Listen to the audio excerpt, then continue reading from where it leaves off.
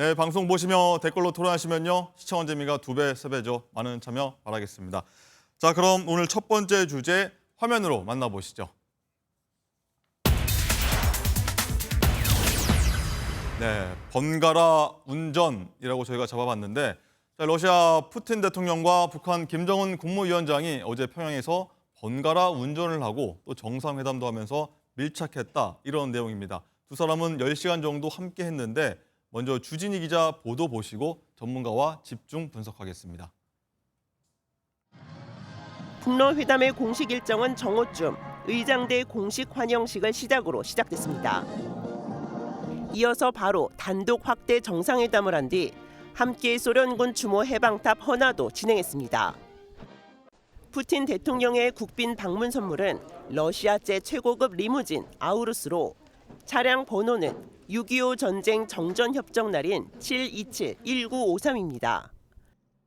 차량 선물은 유엔 대북 제재 위반인데 보란듯 선물하고 시범 운전까지 공개한 겁니다.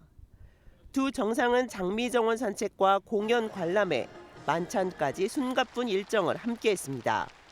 만찬 테이블엔 랍스터와 송로버섯, 들쭉술 등 최고급 요리가 등장했습니다. 러시아와 같은 강력한 국가를 조약적 동반자로 두고 있는 것은 우리에게 있어서 부러운 긍지이고 위대한 영광입니다. 북측에서는 현송월 부부장에 의전을 하고 최선희 외무상, 조용원 당 조직비서가 만찬 테이블에 배석한 것이 포착됐습니다. В России и Корее есть схожие пословицы. Близкий сосед лучше дальнего родственника. 속담으로 양국 관계를 한껏 강조한 푸틴 대통령은 약 21시간의 짧은 일정을 끝내고 김 위원장의 환송 속에 오늘 새벽 베트남으로 출발했습니다. 러시아 언론에 따르면 북러 정상이 함께한 시간은 모두 10시간입니다. MBN 뉴스 주진입니다. 네, 그럼 푸틴과 김정은의 가벼운 움직임부터 어떤 속내를 갖고 있는 건지 자, 박용환 한국국방연구원 선임연구원과 자세히 짚어보도록 하겠습니다. 안녕하십니까? 네, 안녕하십니까? 어서 오십시오. 예. 자, 가벼운 얘기부터 한번 먼저 질문 드릴 텐데, 자, 푸틴이 어제 상습 지각으로 유명하지 않습니까? 근데 어제처럼 뭐 날짜까지 넘기면서 이렇게 늦었던 경우는 거의 없는 것 같은데, 뭐 지각도 뭐 정상 간의 기싸움이라고 하는데 어떻게 보셨습니까? 다분히 정상 간 기싸움이 저는 포함됐다고 봅니다.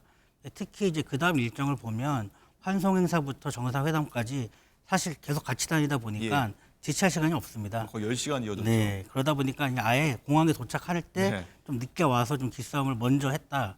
뭐 이렇게 좀 보고 있습니다. 늦게 오면 좀 뭐 좀 자기가 우위에 있다고 좀 봐야 되나요? 그럼요. 본인이 더 이제 주도권을 갖는다. 그런 거를 좀 과시하는 거죠. 기다리게 하면서요. 네, 상대방을. 그렇습니다. 알겠습니다.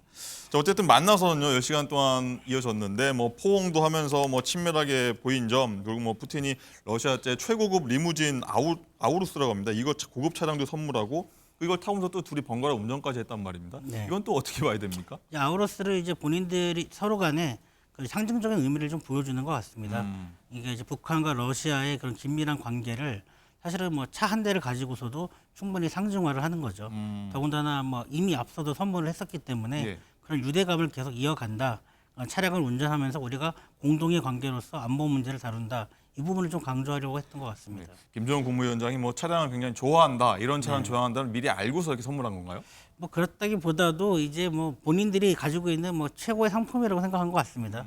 러시아가 사실은 국제 무대에서 그렇게 좋은 물건을 만들지 못하는데 적어도 안전하고 대통령 전용차를 만들어서 북한은 없으니까요. 이런 걸 우리가 안전보장의 의미를 좀 상징적으로 주는 거 아닌가 이렇게 생각을 합니다. 이게 뭐 대북 제재 사항 아니겠습니까? 물론입니다. 모든 차량은 당연히 다 대북 제재에 포함이 되고요.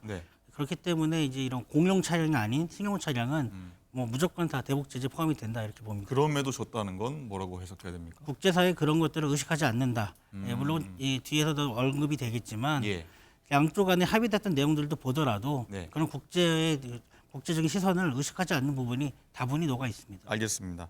자, 가장 관심인 정상회담 내용도 한번 짚어볼 텐데 먼저 푸틴과 김정은 정상회담 어떻게 보셨습니까? 뭐 포괄적 뭐 전략 동반자 협정이라고 했는데 이거를 정확하게 좀 해석하자면 어떻게 봐야 됩니까, 저희는?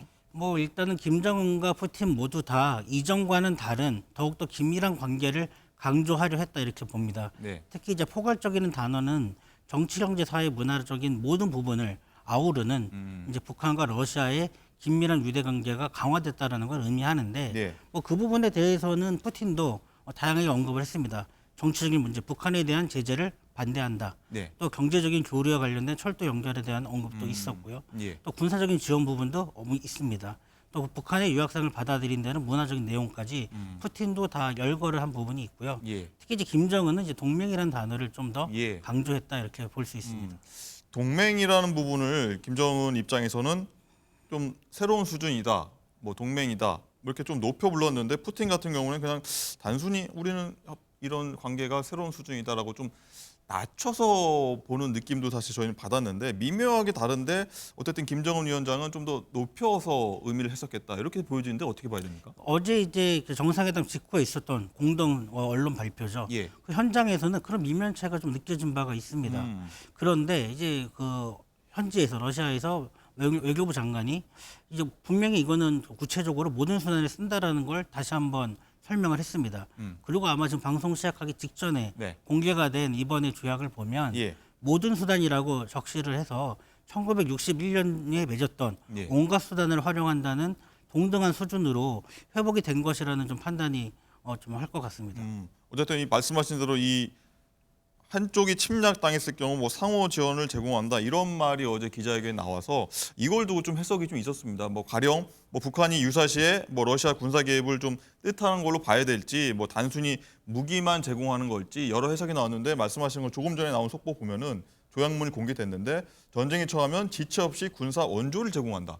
군사 원조를 제공한다는 부분도 사실 해석이 좀 영역이 좀 차이가 있을 것 같긴 하거든요. 어떻게 네. 보십니까? 모든 수단을 동원해서 군사적 또 기타 원조를 이제 제공한다라고 언급이 된 부분은 러시아 군이 직접 올 수도 있다는 네, 그런 물론 이제 그 부분을 의미합니다. 왜 1961년도에 맺었던 조약과 동등한 수준으로 회복이 됐다 보고요. 중국과 또 북한이 1961년도에 맺었던 조약에서도 마찬가지로 이제 모든 힘을 사용한다라고 했습니다. 예. 모든 힘을 사용한다, 온갖 수단을 사용한다, 뭐 모든 수단을 사용한다. 이 부분은 병력을 보내는 파견까지도 포함이 된다 이렇게 해석할 여지가 큽니다. 어쨌든 이제 상징적 선언의 합의, 가상 합의가 아니라 실제로 군사적 움직임까지 덧붙여질 수 있다 이렇게 좀 보시는군요. 네, 어젯밤과 오늘 아침에 나온 부분은 분명히 온도차가 좀 있습니다. 그렇군요. 알겠습니다. 일단은 그 확대회담 얘기도 한번 해보겠습니다. 확대회담 때 보면 러시아 국방장차관, 그리고 우주공사 등이 대거 참석했거든요. 일단 러시아가 첨단 기술과 뭐 위성 관련해서 북한에 좀 실질적인 도움을 주는 거냐라고 저희 입장, 뭐 미국 입장에서는 좀 우려가 되는 부분이 있죠. 위성이나 미사일 발사에 도움이 될 수 있으니까. 실제로 뭐 어느 정도까지 러시아가 북한에 좀 지원하시리라고 보십니까? 일단 저는 그 부분에서도 푸틴과 김정은의 생각차는 분명히 존재한다고 봅니다. 김정은 입장에선 지금처럼 러시아가 힘든 상황, 무기를 지원해주는 상황에서 최대한 원천 기술, 핵심 기술을 모두 다 확보하는 데 초점을 둘 것입니다. 다만 이제 푸틴 입장에서는 이런 상황에서 모든 걸 한 번에 다 내어주는 건 당연히 회피하겠죠. 네. 그래서 그 적정 수준을 두고서는 북한과 러시아 간에는 분명히 힘 겨루기가 계속 지속되고 있다. 더 달라? 이 네. 정도까지만? 그럼요. 예. 그러니까 뭐 당연히 이제 푸틴 입장에서는 전황 상황을 보면서 예. 전황을 좀 고려하면서 그런 수준도 조절하고 최대한 미루면서 최대한 그 시점도 지원하는 전략을 푸틴은 할 것이고. 네, 전황이라고 하면 우크라이나 전쟁에 네, 그렇습니다. 북한이 어느 정도 도와주냐를 보고 네네. 결정할 수 있다 이런 말씀이신 그렇죠. 거죠? 전황이 불리하고 북한의 도움이 필요하면 예. 아무래도 기술을 좀 더 줄 수밖에 없고요. 러우 전쟁이 좀 더 이제 종결하는 가는 과정까지 간다. 예. 그러면 이제 아마 이제 북한과의 그런 협력도 조금 속도를 더 늦추는 방향으로 조절될 가능성이 있습니다. 그렇군요. 알겠습니다. 자, 중국 반응도 사실 흥미롭습니다. 중국은 한반도의 독자적 방식의 역할을 할 것이라고 반응을 내놨는데 뭐 최근에 북한과 중국의 관계가 예전만 못하다 이렇게 보였는데 어제 반응 보면은 이제 좀 중국도 좀 거리를 두겠다 북한과 이렇게 좀 해석을 해야 될까 어떨까요? 1961년도에 맺어졌던 저희가 이 조약을 계속 언급을 하게 되는데요. 네. 1961년에는 북한이 중국과 러시아와 각각 그런 상호 원조 조약을 동시에 맺었습니다. 예. 그러니까 당시에 이제 중국과 러시아가 소위 이제 좀 뭐라고 그럴까요? 중소 분쟁식이라고 해서 서로 좀 갈등 관계가 있을 때 북한이 등거리 외교를 했던 거죠. 예. 그러니까 지금의 현실도 중국은 러시아를 좀 견제하고 싶은 속내가 있는데 북한이 또 그런 러시아를 도와주고 있으니 그런 차원에서 서로 간의 견제가 좀 있다 이렇게 해석을 합니다. 알겠습니다.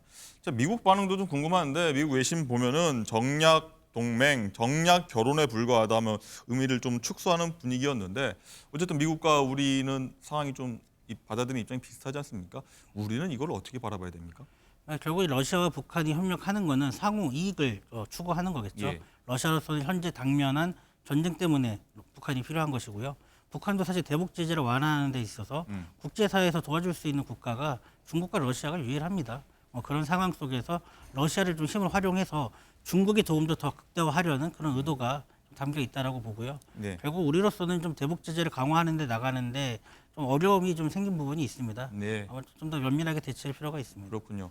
자, 마지막으로 하나만 더 여쭤보겠습니다. 어제 저는 마지막에 보면서 이 부분이 흥미롭더라고요. 이 두 사람이 다음에는 모스크바에서 보자 이렇게 네. 얘기를 했는데 근데 이 모스크바까지 가려면은 김정은이 보통 이 항공기가 아니라 방탄 열차, 방탄 소재 열차를 타고 가지 않습니까? 네. 이게 사실 굉장히 모스크바 가기까지는 굉장히 멀고 항공기로 가기엔 좀 뭐 방호, 뭐 경호 관련해서 좀 위험하고 그래서 모스크바 답방이 이루어질 수 있는 것인가 이런 부분에 대해서 관심이 좀 끌리더라고요. 일단은 뭐 수단과 관계없이 운송 수단과 관계없이 답방은 가능하다고 보고요. 과거 이제 열차를 타고 러시아를 어느 정도까지 갔느냐는 차이점은 있지만 예. 사실 너무 멉니다. 네. 그래서 아마도 이제 김정은이 항공기를 이용한다면 네. 그러니까 러시아 항공기를 지원받지 않는다면 중간 정도에 한번 기착해서 급유를 하고 가는 방안은 좀 검토해 볼 필요가 있다. 이렇게 생각을 합니다. 과거에 항공기를 탄다는 건 위험 감수를 하고서 김정은 입장 해야 되는 거 왜냐면 이제 아닙니까? 북미 정상회담 할 때 이미 중국이 제공한 항공기를 탑승을 해서 했던 사례가 있기 때문에요.